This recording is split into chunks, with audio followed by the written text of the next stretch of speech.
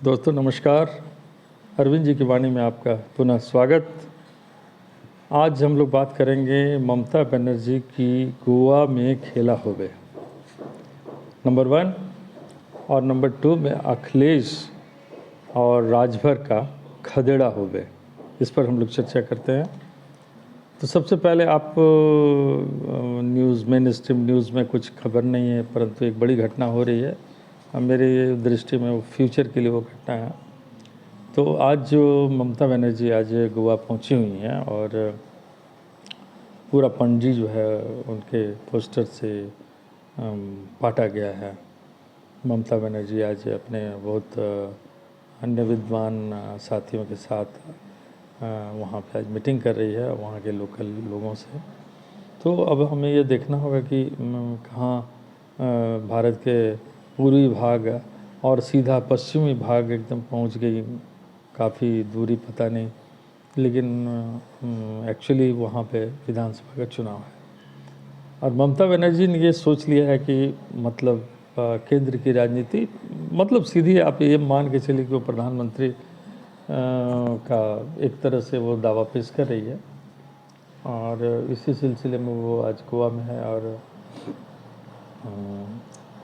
काफ़ी उनके टीम के लोग भी वहाँ पे हैं और निश्चित रूप से वहाँ पे मनोहर पर्रिकर जो आप जान रहे होंगे, उन्होंने पिछली बार 2 बार भाजपा की सरकार बनवाई और उसमें उनकी काफ़ी अहम भूमिका। हालांकि वो तो अब स्वर्गवासी हो चुके हैं, परंतु उनका आधार जो है उन्हीं का भाजपा का दिया हुआ है।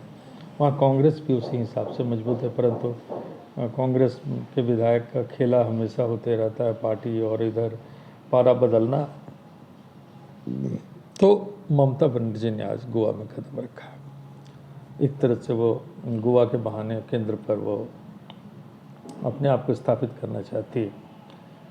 तो ये बुरी बात भी नहीं है, अच्छी बात है। कभी नीतीश कुमार जी अपने नारा लगवाते थे प्रधानमंत्री कैसा हो, नीतीश कुमार जैसा हो। तो ये सब चलता है और आदरणीय लालू जी ने तो स्पष्ट कह दिया था कि हमारी इच्छा है प्रधानमंत्री बनने की, लेकिन वो तो आप जान रहे हैं कि उनकी किस्मत में वो अब नहीं लिखा है, परंतु उन्होंने अपनी इच्छा को तो व्यक्त किया था। तो वैसे भी कोई बुरा नहीं है यदि कोई व्यक्ति शीर्ष पद पर बने न बने वो अलग बात है, परंतु उनकी अगर किसी की इच्छा होती है तो कोई क्या बुरा है, ठीक है, होता है। परंतु केंद्र की राजनीति में ममता बनर्जी का ये गोवा में खेला हुए वाला जो खेल हो रहा है वो उस पर हम लोग फिर आगे आज क्या डेवलपमेंट होती है। लेकिन हाँ, एक बात मैं आपको बताना चाहूँगा, वहाँ पे आम आदमी पार्टी भी वहाँ पे चुनाव लड़ी थी, जबकि उनका भी कोई बहुत आधार नहीं था, बेस नहीं था। वो अरविंद केजरीवाल के आदर्शों और विचारों को लेकर वहाँ चली, हालांकि बहुत बुरी तरीके से हार गई, परंतु उन्होंने अपनी उपस्थिति दर्ज कराई थी। तो मुझे ऐसा लगता है कि फ्यूचर में ममता बनर्जी और आम आदमी पार्टी का वहाँ गठबंधन होगा और कुछ सीटें वो उनको सपोर्ट करेगी, कुछ ये होगा, लेकिन कुछ ना कुछ होगा। और ऐसा आप साइलेंट देख रहे हैं, लेकिन आने वाले समय में बहुत जल्दी चुनाव भी होने वाला है वहाँ भी, तो आने वाले समय में वहाँ आपको खेला दिखेगा। तो मतलब आप ये मान के चलिए कि मेरे हिसाब से दिल्ली का मतलब केजरीवाल जी और ममता बनर्जी, इन दोनों का वहाँ पे गोवा में ज़रूर कोई ना कोई खेला होगा। और भारत की राजनीति के लिए अच्छी बात है कि विपक्ष मजबूत होना भी चाहिए, विपक्ष अनेक होना चाहिए। तो चलिए, ममता बनर्जी को मैं बधाई देते हुए इस बात को यहीं पर विराम लगाता हूँ। अब चलते हैं हम लोग उत्तर प्रदेश। तो उत्तर प्रदेश में एक बड़ी घटना ये हुई कि पूर्वांचल के बहुत फेमस और ख़ास करके दलित पिछड़े और ओबीसी ईबीसी जो भी कास्ट है उनके एक बड़े नेता के रूप में जो है वो विगत कुछ वर्षों में, हालांकि उन्होंने भाजपा से पिछले बार भाजपा के समर्थन में ही मंत्री भी थे।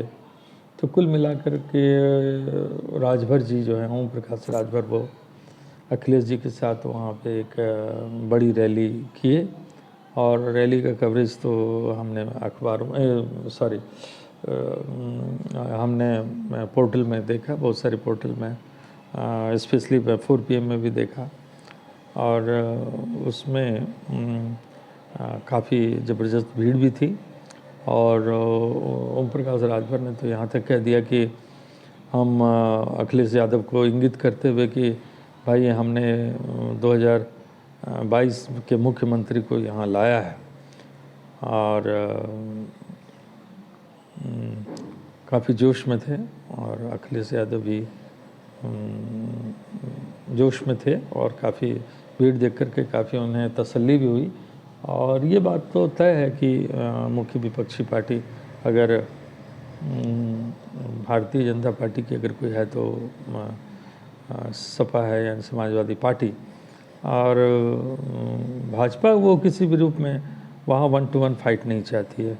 वो चाहती है कि कांग्रेस मजबूत जरा हो और बसपा भी मजबूत हो ताकि इन सबों का वोट कटे, परंतु ऐसा होता दिख नहीं रहा है। ये मैं मानता हूँ कि प्रियंका गांधी जो है वो अच्छा प्रयास कर रही है वहाँ, लेकिन उस प्रयास का फल हमें ऐसा लगता है कि वो 2024 का प्रयास सफल होने की संभावना है। फिलहाल तो 2022 में कांग्रेस की स्थिति वैसी नहीं है जो वहाँ पे। तो कुल मिलाकर के विपक्ष जो है वो विपक्ष भारतीय जनता पार्टी की विपक्षी पार्टी यदि कहा जाए तो वो अखिलेश का एक तरह से सामाजिक और जातीय गठबंधन कहा जाएगा। भाजपा की भी अपनी जातीय गठबंधन है, इसमें इब्बट की बात नहीं होनी चाहिए, क्योंकि भाजपा की जो स्थिति है वो स्पष्ट है कि अपर कास्ट उसको वोट देते हैं, तो क्या वो जाति व्यवस्था से संक्रमित नहीं है? हम समझते हैं, मेरा ऐसा मानना है कि भाजपा भी और क्या देश की हर एक पार्टियाँ जातियों के ऊपर ही चुनाव लड़ती है। तो अखिलेश यादव को तो मैं कहूँगा कि वो जो खुल करके आए हैं दलितों, अति पिछड़ों, और उन्होंने एक बात बहुत बड़ी बात कही कि अपने सम्मान को जो ठेस पहुंची है उस सम्मान को वापस लाना है। तो वो इंगित कर रहे थे, वो भाजपा में स्वर्णों की राज की तरफ इशारा कर रहे थे।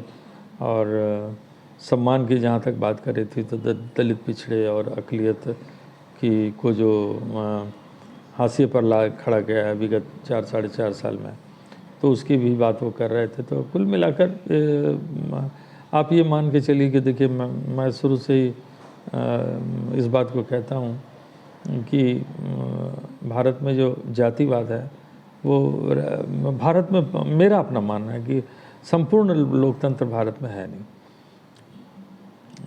वी पीपल ऑफ इंडिया हम लोग कह देते हैं, वो अलग मैटर है, लेकिन जब जातियों में बटा तो वी पीपल कहाँ से आ गई? तो क्वाइट नेचुरल है।